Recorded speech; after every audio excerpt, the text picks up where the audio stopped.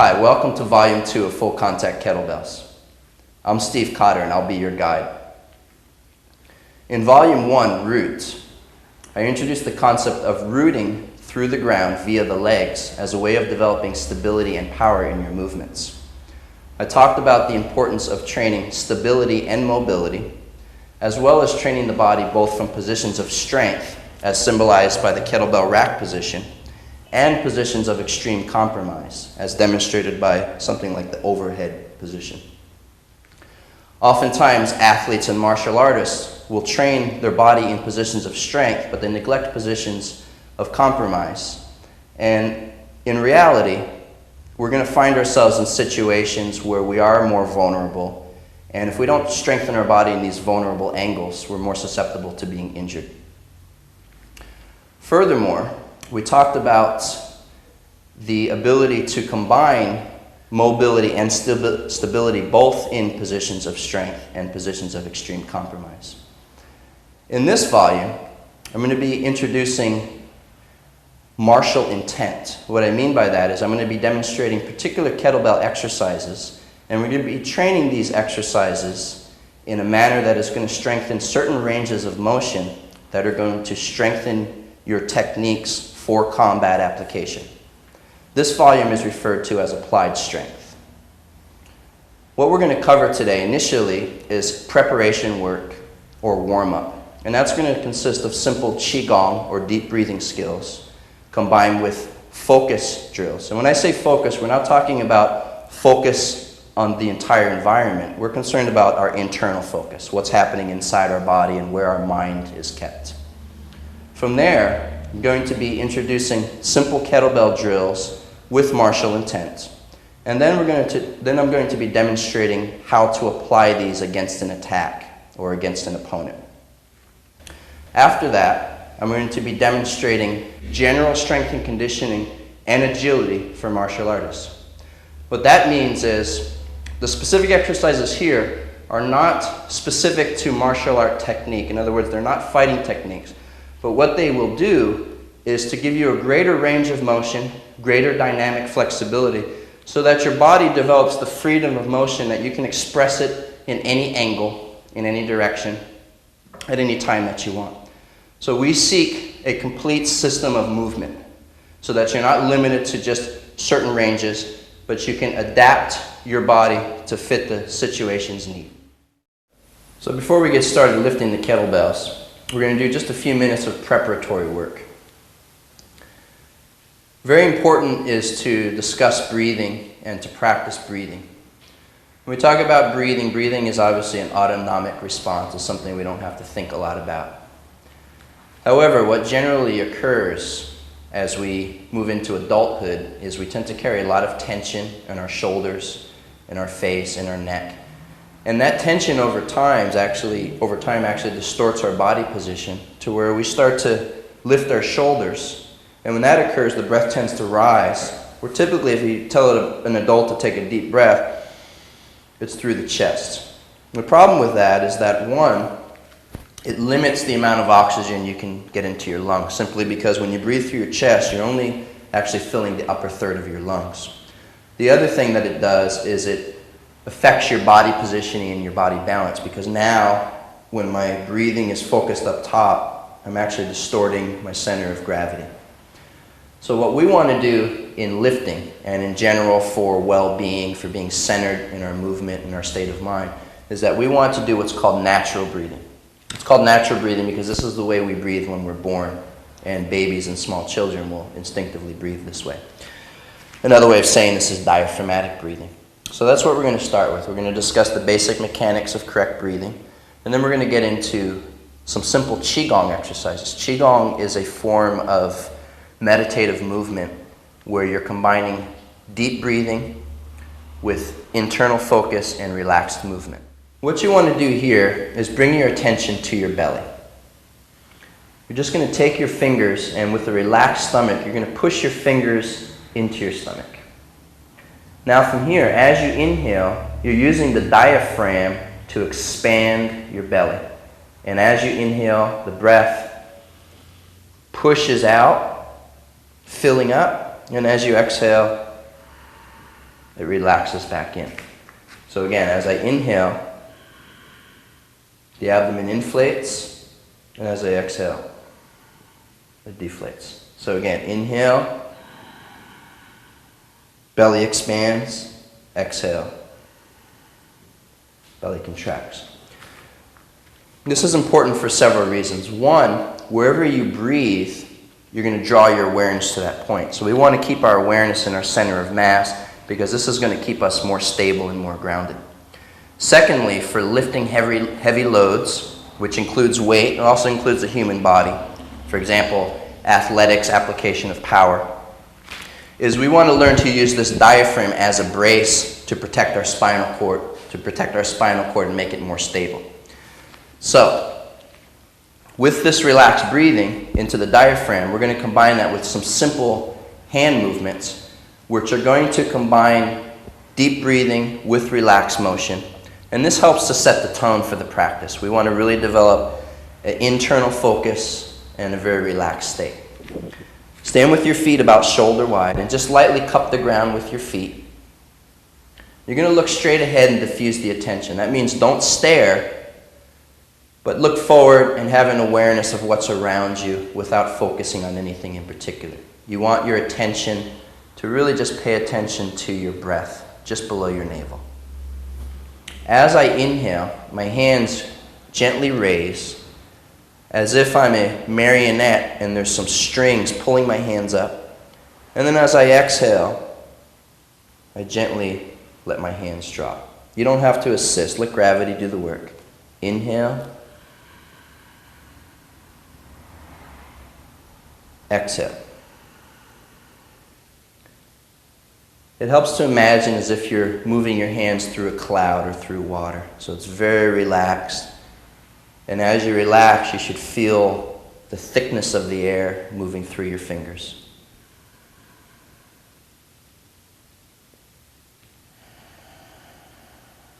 And the goal here is to breathe slower and slower as you develop greater breath control.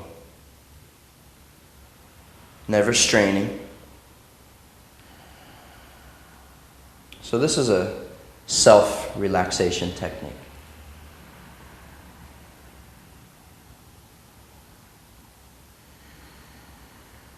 So it's a very simple and a very effective Qigong method to help prepare your mind for the work at hand.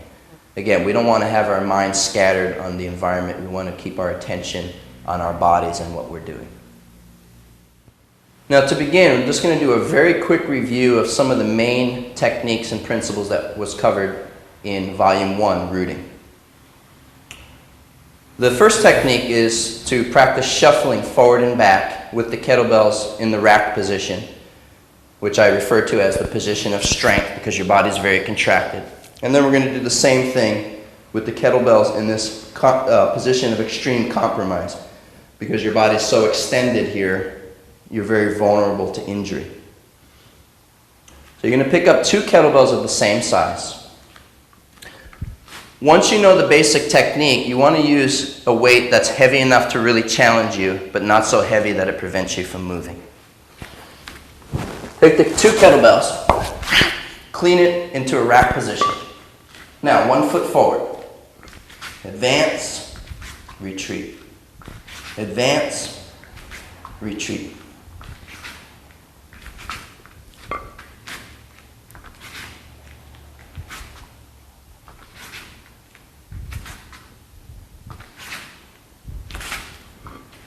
Next technique is lateral shuffling.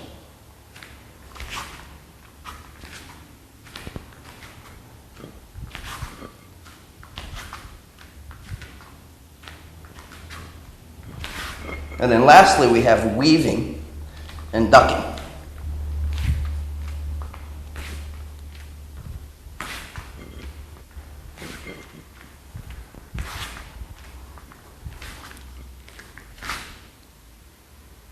Now, repeating those same 3 drills from the overhead position of extreme compromise. Clean the kettlebells. Bring them up overhead. Lock out the arms.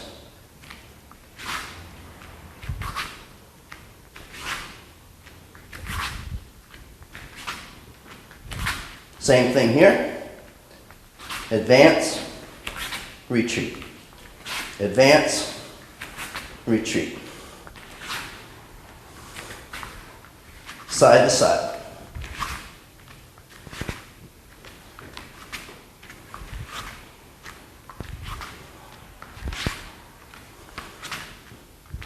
And weaving.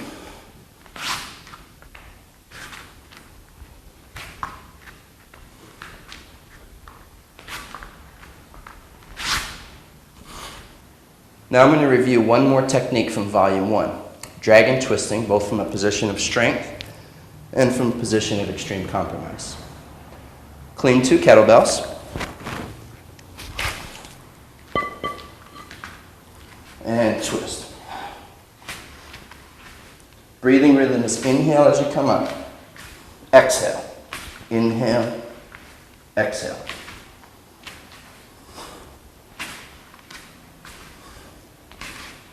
Same thing from overhead position.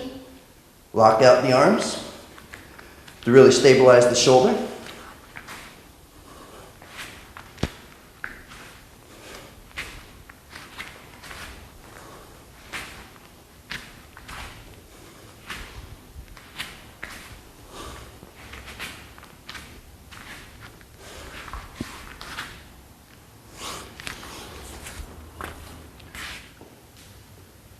Before we get into the new material in Volume 2, I'm going to do a very quick review of the most important components of Volume 1, but I'm going to take it from there and demonstrate actual fighting applications so that you can understand how Volume 2 builds on Volume 1. The basic things we introduce is using kettlebells in both a rack position, position of strength, and an overhead position or position of extreme compromise. As you recall, I demonstrated simple shuffling, advancing and retreating movements from both positions. And of course, we're doing these with kettlebells. And then the same thing moving laterally from both positions as well. And then we got into adding slipping, okay, or slipping with lateral motion. And the same thing here. The other very important technique we talked about in the rooting volume was dragon twisting, which is developing a very connected power from the ground connected to your torso. And that's this technique. Okay, so that's a review to Volume 1. Now we're going to be demonstrating how to apply these. I'd like to introduce you to my good friend Michael Castrogiovanni. Michael, please come forward. Thank you for being here. Thank you. Okay, the first technique that we covered on Volume 1 was just learning how to advance and retreat with the kettlebells and without. So what this is teaching in an applied context is a concept called distancing. Distancing is very important because we need to understand the range and the angle that the attacker is coming from a defensive perspective, but also understand what angles and ranges that we need to be in to counterattack. So this is how this would work. If Michael has an aggressive stance or a guard, we want to gauge our distance when the wrists touch. Simply, if I'm here, I can't reach Michael. If I can touch his wrist, I can touch his body. So this is real time. This is where we want to be. We want to be inside the eye of the storm. Without using your eyes, just using the sensitivity of your hand, if Michael advances, I can feel that advancement through my hand and I just retreat. As he retreats, I advance. Okay? So it's almost like a martial dance here. As long as I maintain this safe distance, I know exactly where he is at all times. Okay? And then we got into the lateral moving. Now this lateral moving would be, if he's attacking, I'm slipping. Okay? Just simply moving out of the way. Now of course your hands are up. So as I'm doing that, I have counterattacks. Okay? Very simple. Okay, so this is simply in the context of mobility. From there, introduce the idea of slipping. Okay? Slipping is a basic self-defense technique. It works against a roundhouse or a hook type of punching. So if Michael's hooking, I'm slipping, okay, looking for the attack. Okay, and now I have counterattack. 1, 2, 1, 2, 1, 2. Okay? As long as I'm slipping, there's lots of follow-ups we can do. Okay, so this is the slipping movement. From the position of extreme compromise, this is the angle that we're less comfortable with. However, if you meet your match, you're going to eventually get in a situation that you're not comfortable with. And it's what we do from there that determines how effective we're going to be to get out of that situation. So in a situation where if we're engaged and Michael were to trap my arm upward, my ribs are exposed, I have to learn how to contract these muscles here to protect my vital organ, to contract the rib cage. Obviously, dropping my arm is going to give me a more stable position. However, if Michael has my arm trapped, I don't have that stable position. I have to learn how to contract. Okay? The same is true if he's throwing a kick. Okay? So from here, I have to learn to contract. Okay? Just like that. So this is the value of training from the position of extreme compromise. Okay? Following this quick review, we got into the drag and twisting. Now this is a tremendous exercise for the stance, for the torso, but it has very valuable application as well. Very simply, if Michael were to throw a kick, okay, I can catch this leg, and now I have a twisting motion. Okay? Once again, he throws a kick, catch, and throw.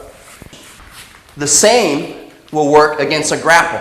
Okay? If he's grabbing me, I'm using my stance. I'm not struggling with my shoulders. I'm using my body to throw him. Okay? So that's a quick review of the most basic ideas from Volume 1.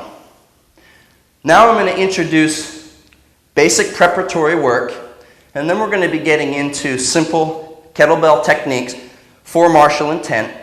Following that, I'm going to ask Michael to step back, and I'm going to demonstrate how to use these basic techniques against an attacker or in a fighting situation.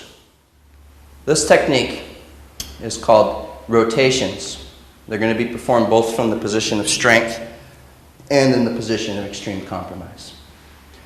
Very important here that you use a relatively light kettlebell. We want a lot of speed, and we want to have a very tight rotation.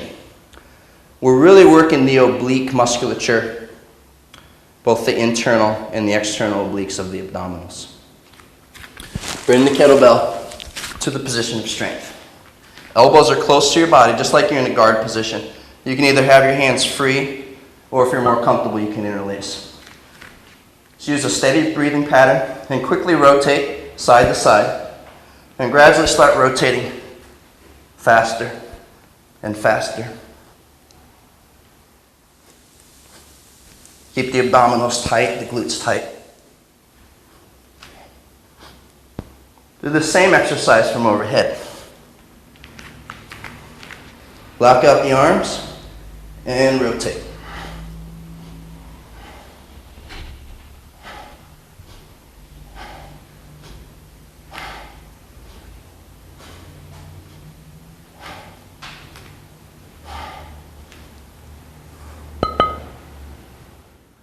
So now taking the technique I just demonstrated, the racked rotations and the overhead rotations, okay? And again, these should be done with a light kettlebell and done very quickly. From a strength conditioning perspective, they're really strengthening the obliques and connecting your core musculature to your stance. So now I'm going to demonstrate how this would actually be applied so that you can understand, again, the applied strength.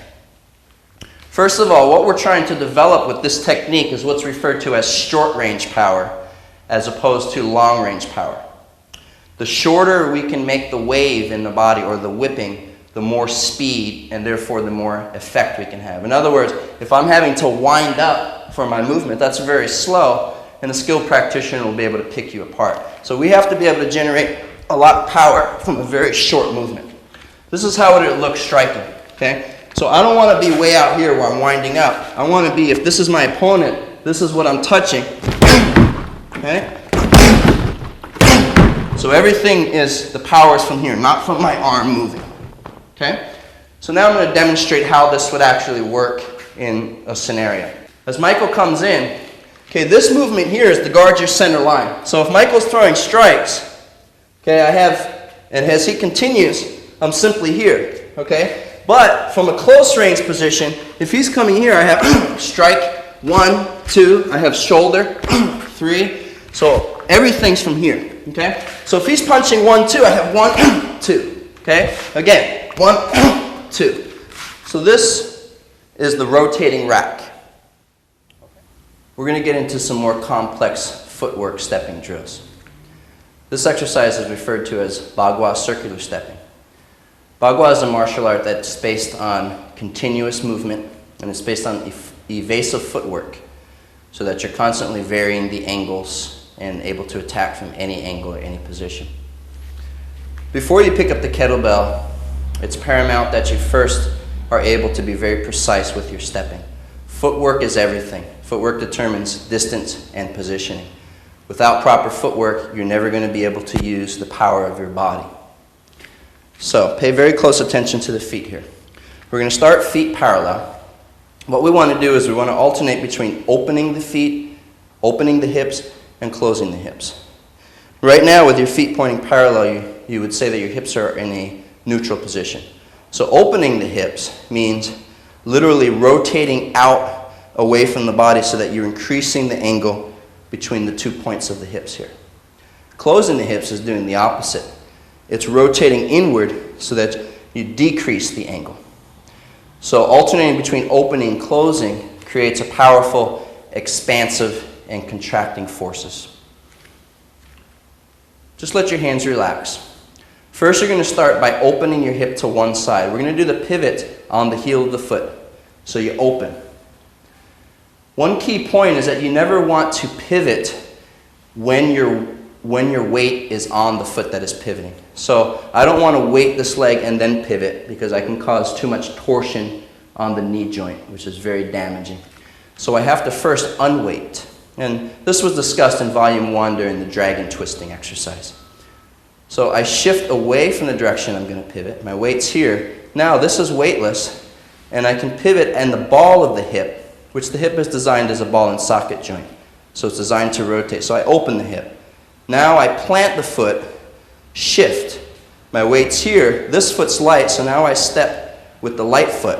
And I close the hip by stepping and turning the hip in. Now I shift all the way, and then I'm going to open the hip by stepping behind me all the way around.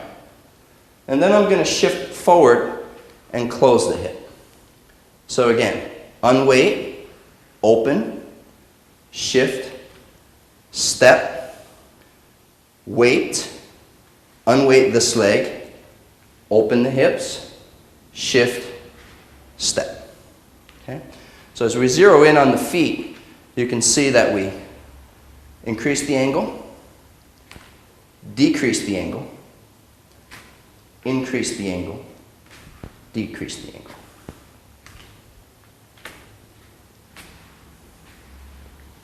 Simultaneously, my vertical axis, which is the spinal cord, always stays vertical. Okay? So I'm not folding or leaning. I'm staying upright and moving my hips around that central axis. Once you're comfortable here, then you just gradually increase. You can go back and forth, or you can do continuous in one direction, continuous in the other direction. Okay. So that's the Bagua circular stepping.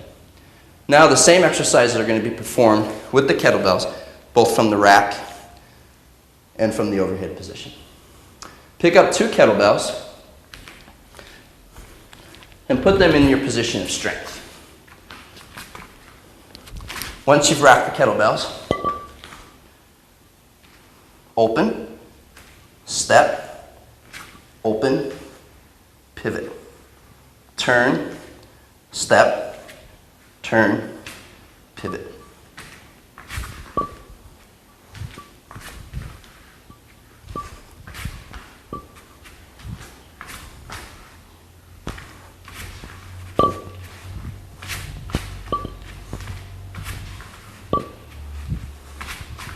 see that the kettlebell wants to pull you, so you have to really screw yourself into the ground so that the kettlebell do not pull you off balance. The same is true if you're grappling with an opponent. They're going to try to pull you. You have to ground yourself and screw your body into the ground. Bagua circular stepping in the position of extreme compromise.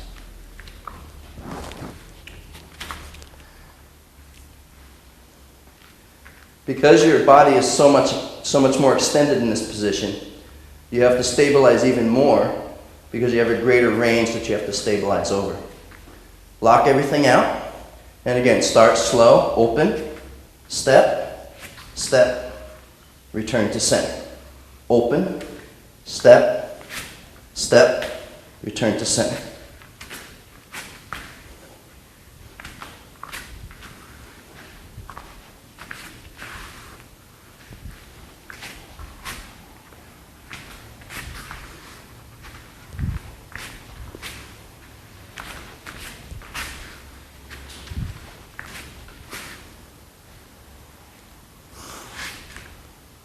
So now the technique we just covered was the Bagua circular stepping from the rack position and from the overhead position. Okay, so again, we're standing here and we have this circular stepping where the hips are being opened and closed. So I'm opening the hips, closing the hips, opening the hips, closing the hips. Now, normally it's not advisable to turn your back to your opponent, okay, except for certain contexts if you're using this as a counter to his initiation. This would only be done in an enclosed situation inside the eye of the storm. Reason being, out here is much more vulnerable because Mike can reach me with every weapon. He can reach me with hands, he can reach me with feet, and so on.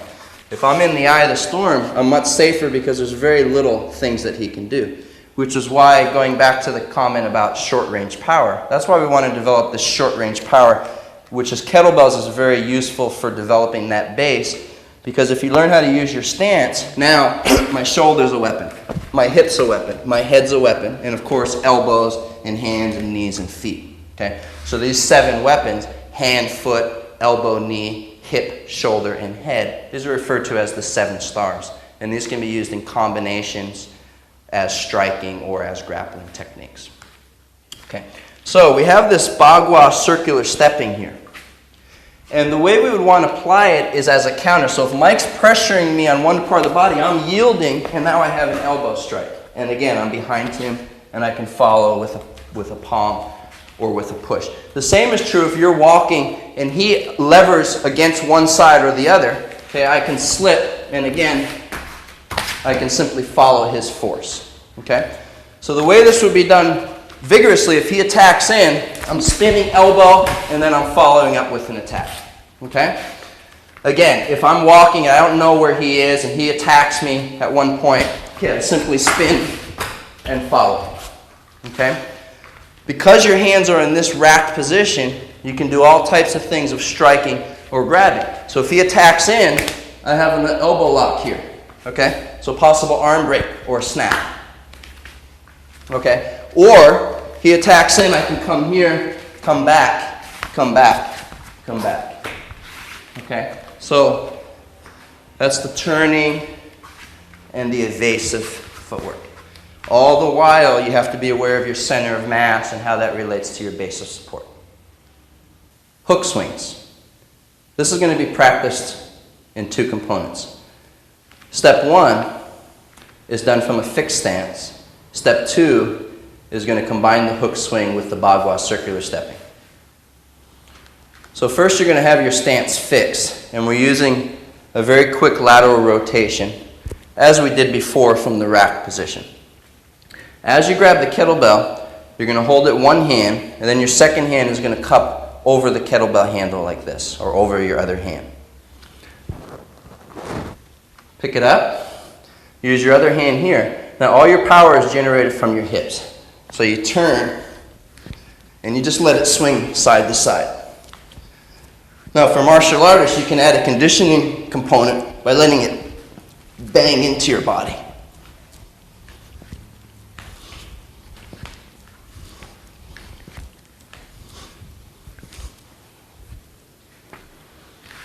Now you're going to do the same exercise with the Bagua circular stepping.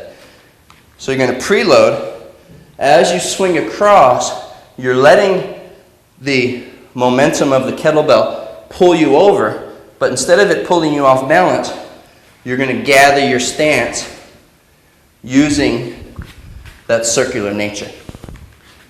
So this is something that is very effective in dealing with a grappling force or someone that's trying to uproot you or throw you.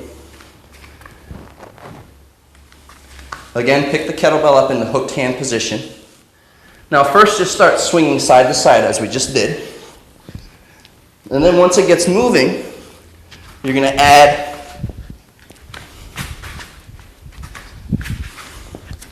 and you can really get going here.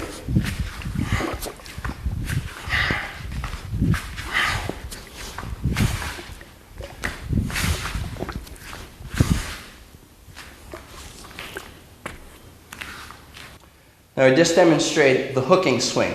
So this was taught both from a stationary position so that you learn how to utilize your torso. And then I showed you this with a movement.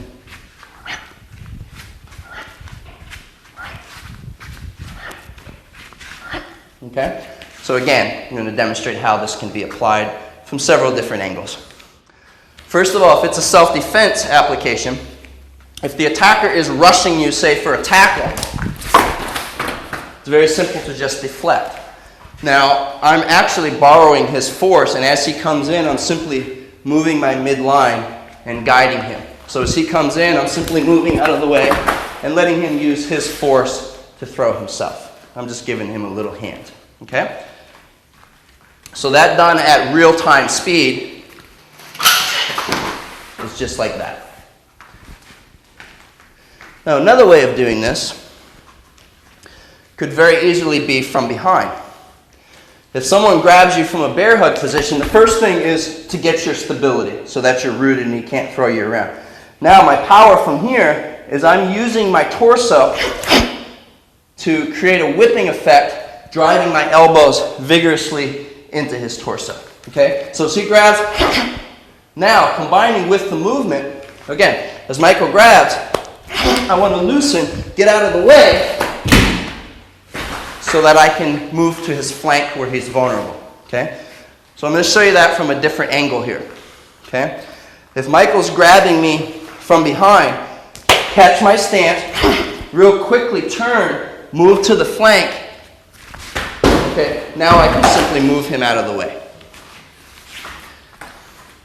Since we're having so much fun, I'm just going to show you a couple of more here. Luckily, Michael's a tough guy. So now, if this is coming in against a punch, okay, I can very easily deflect that. Now I have a possible armbar and a hooking throw. Okay? So again, the movement is the same movement, simply applying it differently. Okay? And we're going to do this from all different angles. So as he attacks, hook and throw. Okay? Hook and throw. Okay? So again, we have the hooking throw. This kettlebell technique is called a lateral swing. Before you pick up the kettlebell, you want to be comfortable with your stepping in position. Both feet are parallel. As you swing across the body, the direction that you're swinging to, you will step back with that foot. So as I'm swinging to the left, I step back with the left, pivot my right foot. Now I let the kettlebell fall, and I'm going to pivot the right foot, first stepping with the left, pivot the right. So it's a very natural, very smooth movement. You're going to get a lot of rib cage and oblique movement here. Do a nice pre-swing.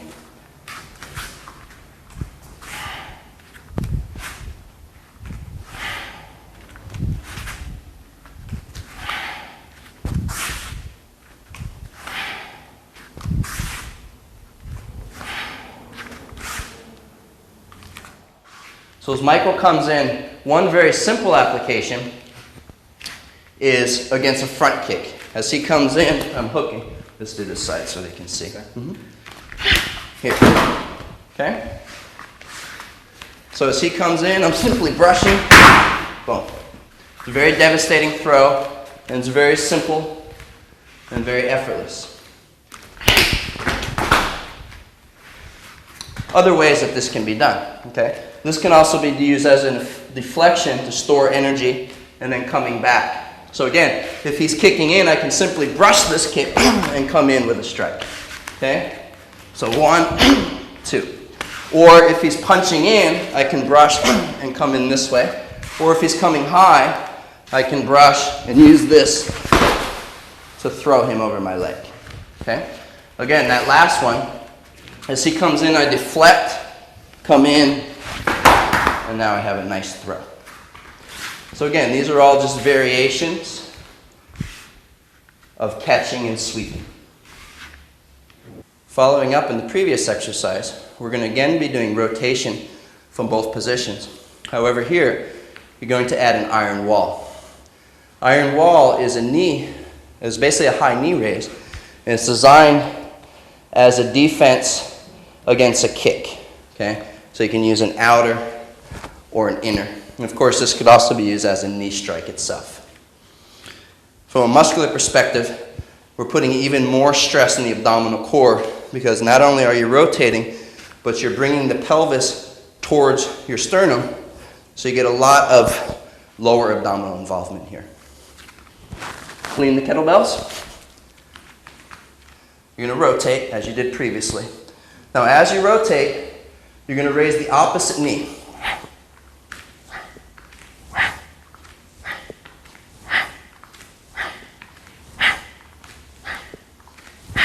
You can double it.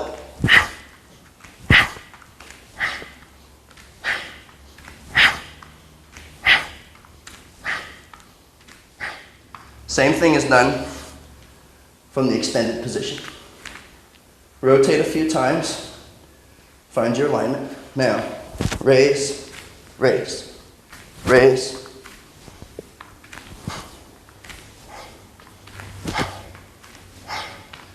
Double.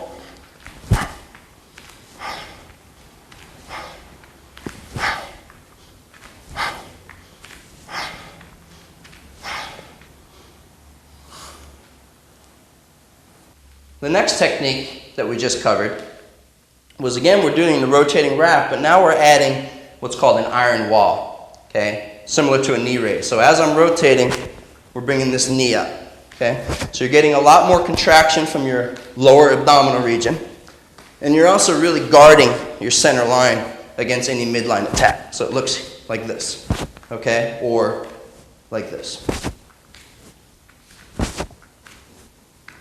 And again, we're going to apply this application so you can see how it would actually work against real forces. So if Michael attacks, say he's striking, he's doing punches and kicks or whatever.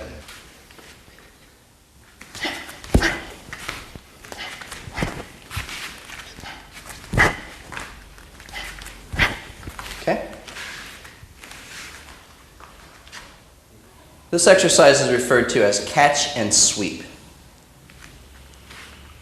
Before you pick up the kettlebell, we're just going to go over the footwork here again. As I mentioned earlier, footwork is really paramount to your positioning. You'll have the kettlebell in a clean position. The other arm is going to come over and hook. And this would be as if you were hooking an arm or hooking the body or hooking a leg. So from this position here, as I rotate my body to one side, I'm going to be extending my opposite leg to the other side. So it looks like this. Extend the leg and fold your body so everything's diagonal. And then back to center. You do one side at a time. Terrain is very important. What I mean by that is the surface that you're practicing on will determine to great effect what type of stepping pattern you use. In other words, because I'm barefoot, there's a lot of friction here on the floor. So I cannot slide my foot. The same would be true if you're wearing tennis shoes on the grass, for example. or somewhere where there's an unstable environment. Now, if you're on an linoleum floor and you're wearing socks, then you can slide back and forth very easily, okay? But learn to pick the foot up and place it down. That's much more difficult than sliding. If you can learn to pick it up, then when you're in a smooth surface where you can slide, it's going to be that much easier. Clean the kettlebell. Now you're going to embrace with the other arm and really hold it tight to your body. And then you're going to fold. So I'm catching, here's the catch, and here's the sweep. Back. Notice that as I extend one leg, this leg's straight. So you could look at this as a bow and arrow. This is curved, this is straight. Now I'm pushing off this front leg, returning.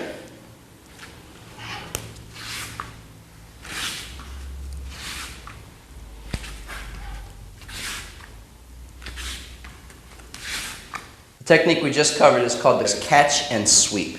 So again, we have one kettlebell here, we're supporting it with the other hand. Now I'm folding my body and creating leverage by extending one leg in the opposite direction from where I'm folding. And we're only going to train this one side at a time. So it looks just like this. Okay? Probably figured out what we're going to do next. We're already in an application. So to apply this, I can have him here, I can have him here. Whatever I can get a hold of, I want to take away the space so he can't escape, and I'm just folding my body as I shoot back. Okay? Done a little bit quicker, he grabs, I absorb, and fold. Done just as well against a kick. If he hits me, I catch that leg and fold. So I'm using my shoulder as a wedge. Okay? Once again.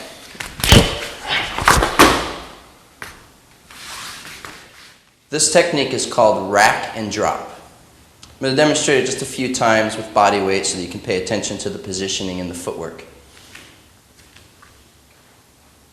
As you bring your hands up to the rack position, you're going to extend the feet outward and sink. The way you sink is just by dropping, making your body heavy. 1. Now I have to do a semicircle to get my leg out of the way of the attacker's leg. Semicircle and back. Now I'm in a deep stance here. And then I follow by rotating towards the leg that just stepped. So it's 1, 2, 3. 1, 2, 3. Okay, rear angle.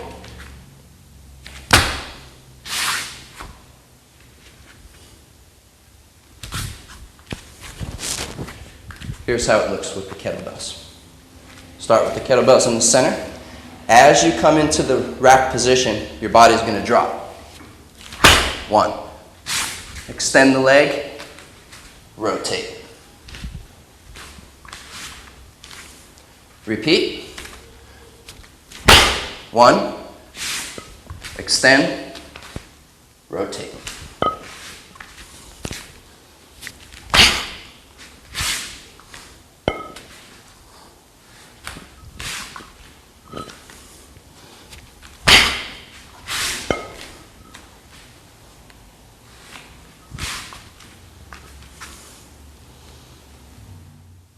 The technique we just covered is called the clean and drop. So again, we clean 2 kettlebells, and as we clean them into the rack position, we drop. Then from there, we have to semicircle the leg, opening the hips, and then there's a rotation. Okay? So again, that was 1, 2, 3. This is a very fun thing to demonstrate here. This works very effectively against a rear attack, as if Michael was going to attempt to put me in a full Nelson. Okay? Now the key here is I don't want to let him get fixed, because if he gets fixed, what's going to happen next is he's going to try to fold me or lift me. Okay? And at that point, if he lifts me, I have no connection to the ground, therefore I have no strength. Now if Michael folds me, I have no leverage because my spinal cord is bent. So again, this leaves me at a very vulnerable position. So the key here is to be sensitive. When someone grabs you, you have to be able to tighten your body and create a base of support instantaneously. Okay? So if Michael comes from behind, the first thing is to drop. Okay, now from here, I want to keep his arms so he can't escape, and I want to quickly move into position. Now I use my rotational force.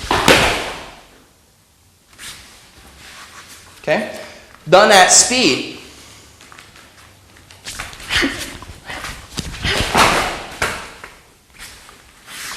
This will work very well in conjunction with the dragon twist. So if I do the clean and drop, separate, throw, I can very easily come back into a dragon twist. And this is where we start combining movements into one technique. Okay? Again, Michael attacks. I drop, step to the outside, clean, boom, I can come right back. Okay, my body is already coiled for power.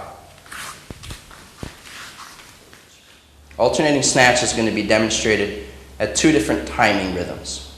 The first is going to be on a 2 count, and then it's going to be demonstrated on a 1 count. Be sure to master the first aspect, the 2 count, to make sure that your timing and coordination is accurate before moving into the 1 count practice. Pick up 2 kettlebells. Now on this, you're going to snatch only one at a time. So it's just like doing a regular one-arm snatch, except you're switching your attention back and forth from one hand to the other. When the kettlebell comes from the top position, simply let it drop. All your attention should be on the bottom hand or the pulling hand.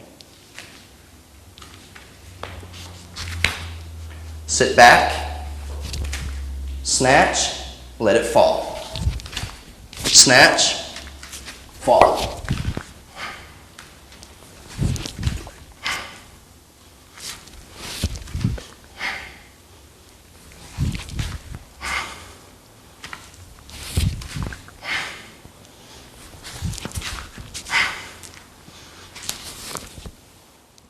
The alternating snatch is now going to be practiced on a 1 count. What that means is that as one kettlebell is moving up, the other kettlebell is moving down simultaneously. Before you pick up the kettlebells, it's important to get an idea of how to get the rhythm. You're starting here.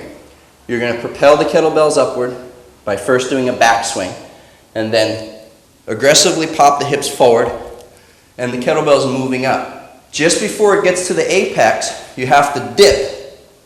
And now all my attention is going to switch to this bottom hand.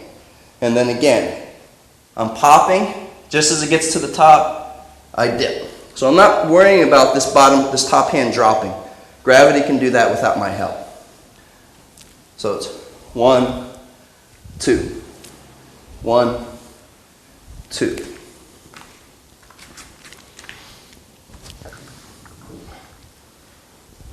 So there's a nice steady cadence. This is done very aggressively and very quickly. This is how it looks. Pick up the kettlebells, swing it back,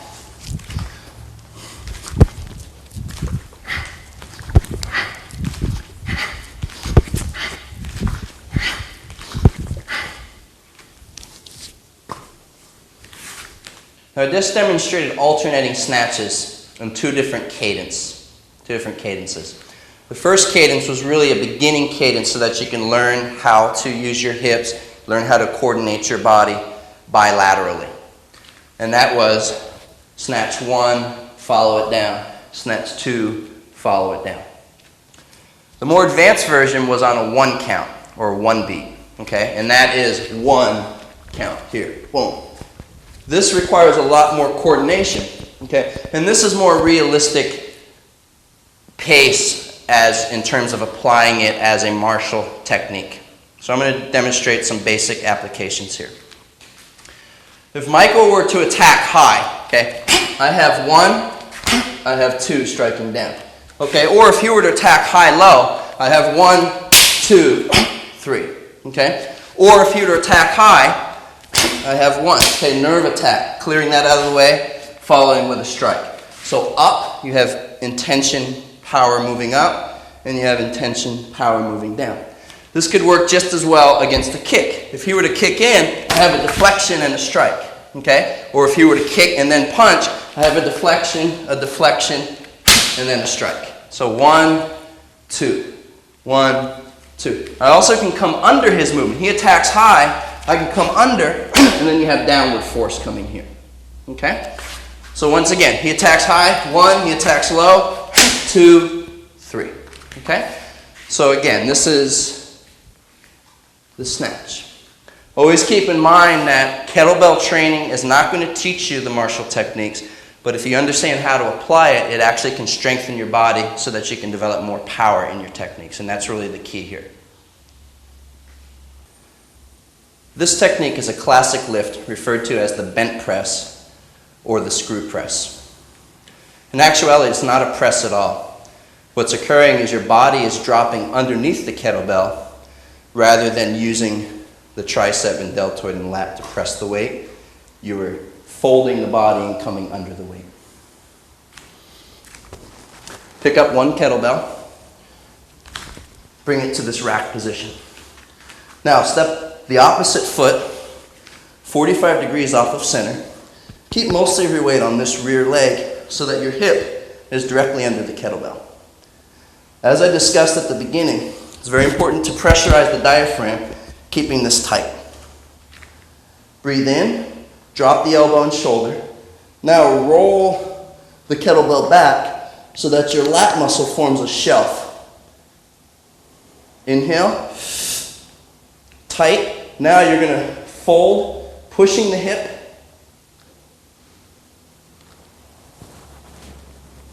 Coming under the kettlebell and standing up.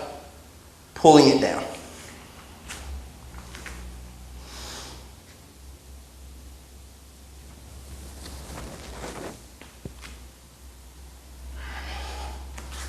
Show you various angles here.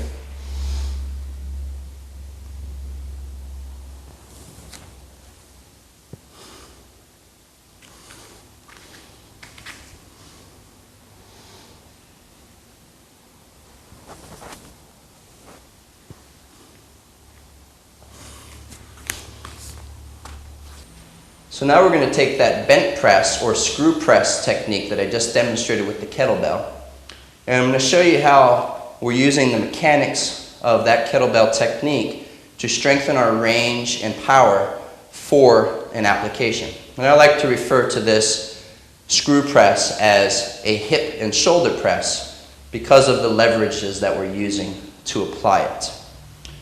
So as Michael helps me here, this is going to be demonstrated from a rear attack. Okay, so again, we demonstrated the bent press, and you can see that the hip is really being used as a leverage point here. The way this is going to work in applied setting is if you're in a grapple or someone attacks you from behind. Okay, so if Michael's grabbing me here, my power is not going to come from my upper body. It's going to come from wedging my hips or my center of mass into his center of mass. So it's going to look just like this. Okay? So doing this in slow motion here, again, with the kettlebell on here, but in the applied context, I want to control his arm.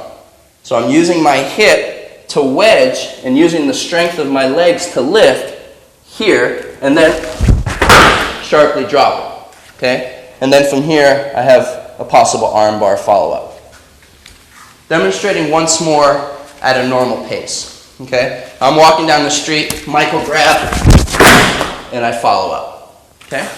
So that's an application of the screw press or the bent press. We're going to be moving into auxiliary exercises, which are not specific martial arts skills, rather there's general strength and conditioning. And we're going to be doing movements in a lot of range of motion so that you can strengthen the body from every conceivable angle. This drill here is simply a slipping drill, a duck and weave. So it's teaching you how to move off of midline against a midline attack, but it's also a tremendous development for the legs and for the hips and for lateral movement. This is going to be done in a drop set fashion. Okay, so we're going to do 4 sets. We're going to start heavy, medium, light, And then you're going to drop the weight and do full speed with body weight.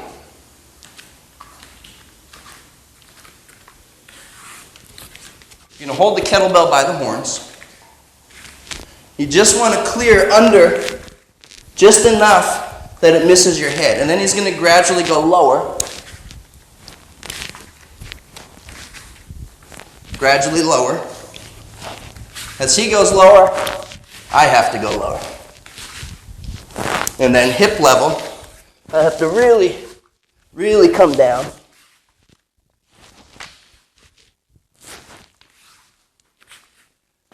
And then this is repeated with a lighter weight. As the weight gets lighter, I should move faster.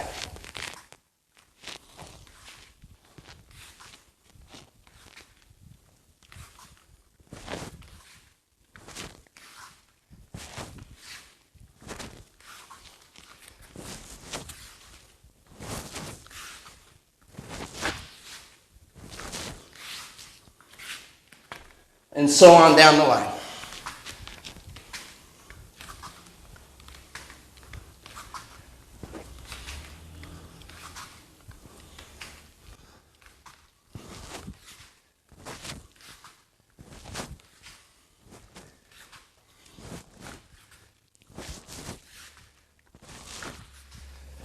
Now, once you free yourself of the weight, now you can move very quickly.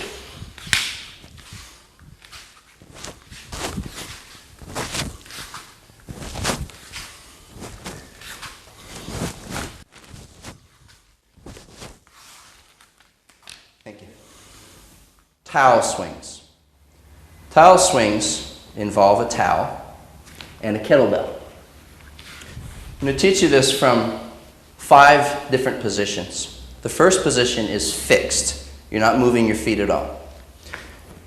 Take a normal bath towel, or you can use even a larger beach towel, but you don't want a short hand towel for this. You're going to take the towel, fold it, and loop it through the handle so that you're holding the kettlebell by the towel. Now, it's very important that you have a fixed stance so that the weight of the kettlebell does not pull you out of your guard position or out of your stance.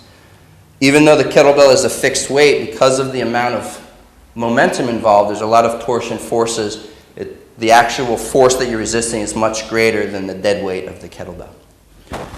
This is tremendous for your abdominals, for your hips, and for your grip. So take a very strong grip. Make sure you have plenty of room so that you don't smack this into anything or anybody. Pick up the towel.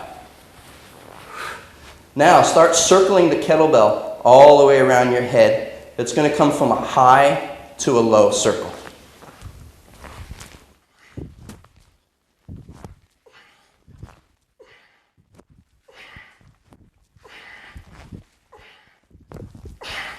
Stop it and reverse.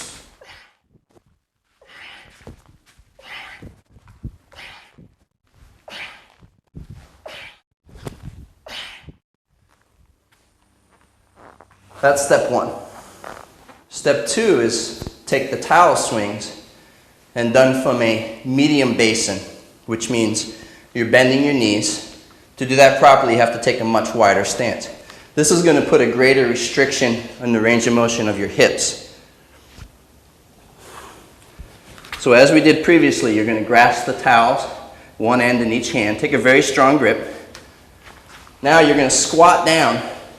This is commonly referred to as a horse stance, like you're riding a horse. Okay? So keep this low position and do the same exercise, swinging.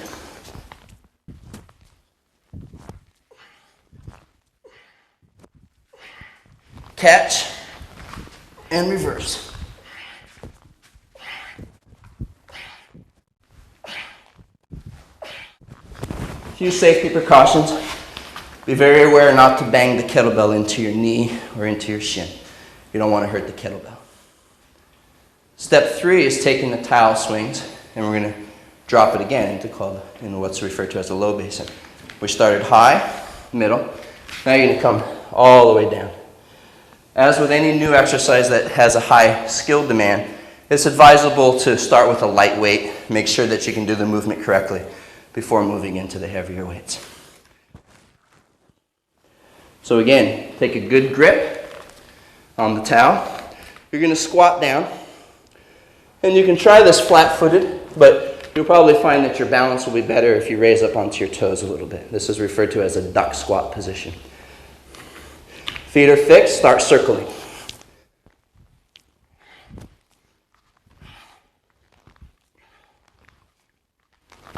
And reverse.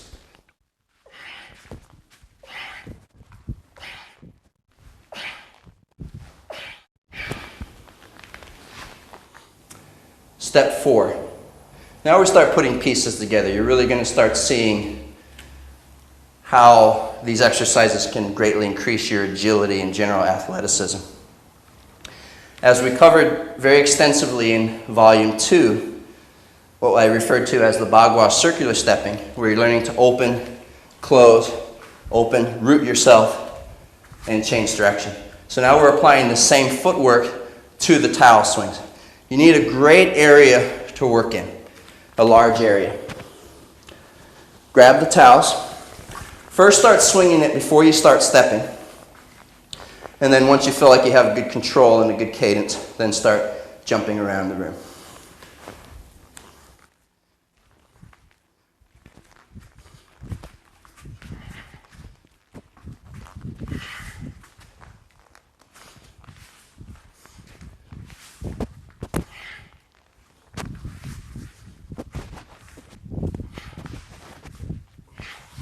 And so on. And then we'll just go straight into step 5. Step 5 is putting everything together. So now you're going to be performing this in the low basin, the duck squat position. And you're going to add movement and rotation with your feet as you rotate the towel. Take a firm grip. Start circling. And move. Change directions.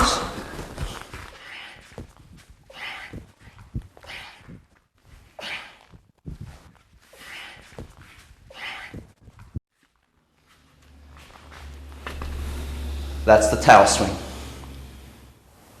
These next drills are all performed from the duck squat position. First one, you're going to clean the kettlebells in the rack position, and then you're going to walk from a duck squat. There's 2 ways that you can position your feet. If the toes are positioned forward, then you must be on the ball of the foot. It looks like this.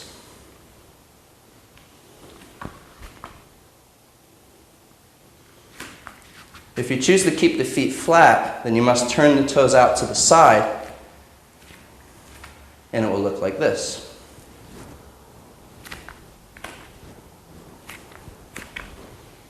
Either is acceptable. However, most important is that the knee always is in line with the foot.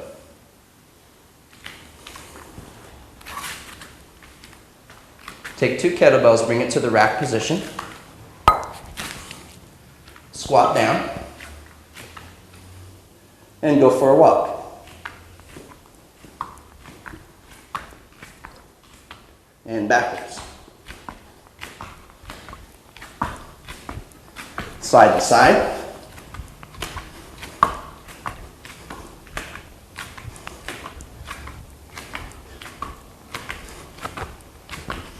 And circle.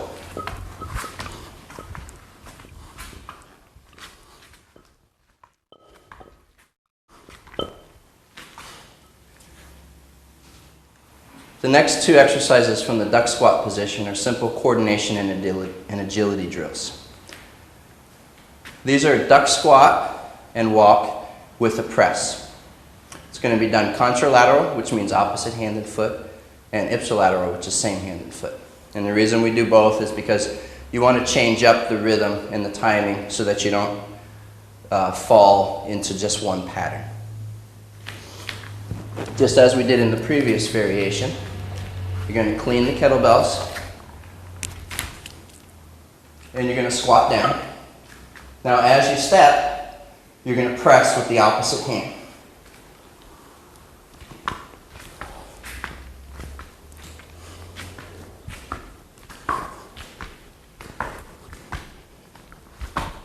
Next variation, same hand, same foot.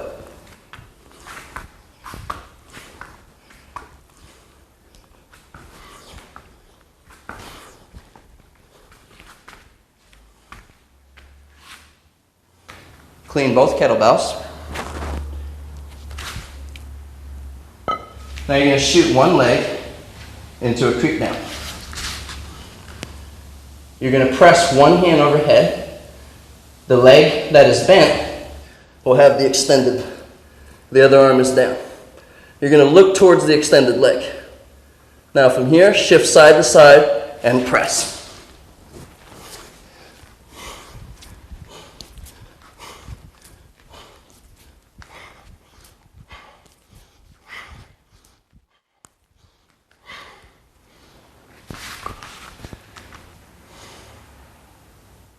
This section is dynamic flexibility. None of these drills are specific application drills. They are for general athleticism, for range of motion. So once again, as was discussed earlier, this will enable you to have a greater degree of freedom in the ranges that your body can move. The first exercises are shoulder dislocates and figure eights. This is very important for the shoulder girdle, the chest, and the upper back to keep everything open and loose. This has to be done in stages. If you haven't done this before, you want to start with a flexible material such as a band, because this will give you a greater range of motion to ease into the movement. Stand upright, squeeze your shoulders back a little bit so your scapula are pinched together. Extending the arm, locking the elbows. The movement is in the shoulder, which again is a ball and socket joint. That means it's designed to move freely in 360 degrees. Standing upright, you're going to bring it all the way back. Now if you have a tight spot, you're just going to extend the hands out a little bit so that you can work through. And then here, lift the chest and bring it forward. Notice that I'm not bending the elbow and manipulate. I'm keeping everything locked out. Okay? Step 2 is to do this with a very long piece of rope or a long towel. This is more rigid. It doesn't enable flexibility. So the way you progress is to start with a wide grip.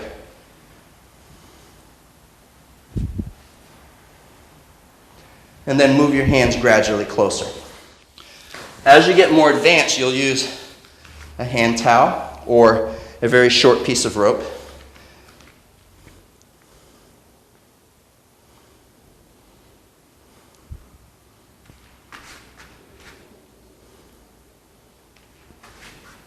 So these are called shoulder dislocates.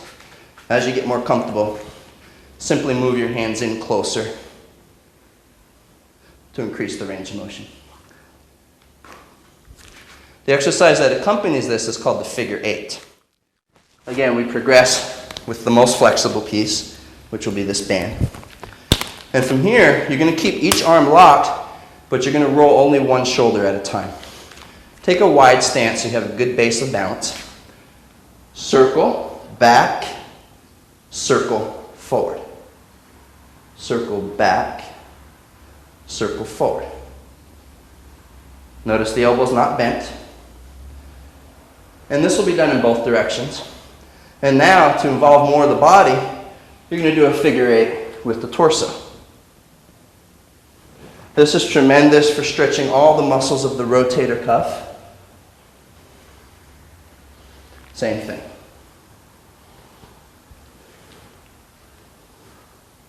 And again, as you progress, you would move to a towel or a firm piece of rope and then gradually shorten the distance between the hands.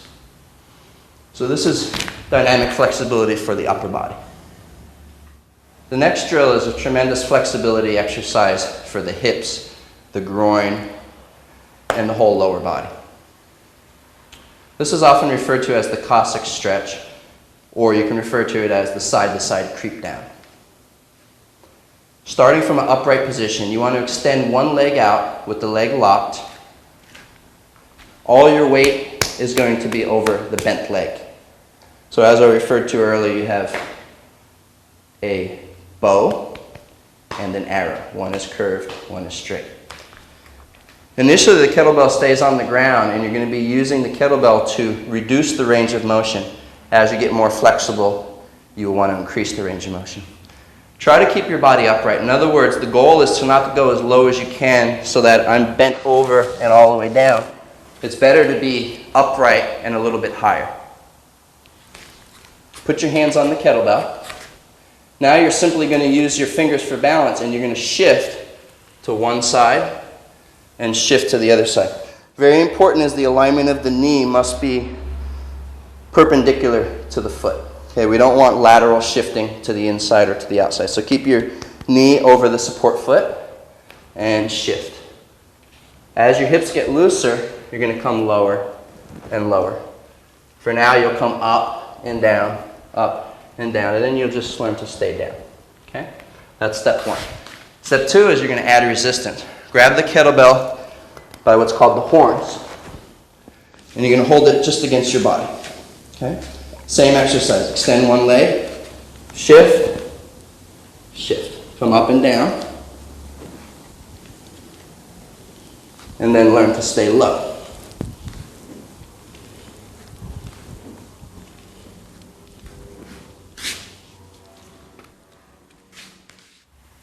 This next exercise is referred to as the racked creep down. The creep down position is just like the previous stretch we did, the Cossack stretch, where one leg is extended and the weight is on the other leg. So you have one leg extended and the weight here. You can do it high or you can do it low. Now there's two positions of the creep down. One is referred to as swallow creeps down, and this is like mimicking a swallow that's diving down from the sky to skim the water in search of a fish. That looks like this. Notice that when I'm in that position, the toes of the extended leg are pointing in the same direction as the body. The other position is referred to as snake creeps down. In this position, the toes of the extended leg are at a right angle to the support leg. Swallow, the toes point in. Snake, the toes point out. This is like a snake crawling through a garden. These will be done with the kettlebells in the position of strength. Clean 2 kettlebells, and then you'll be walking in a circle. Breathe in. As you exhale, extend one leg. Now lift up, shift, pick the other foot up, and extend it into the snake position. Lift and repeat.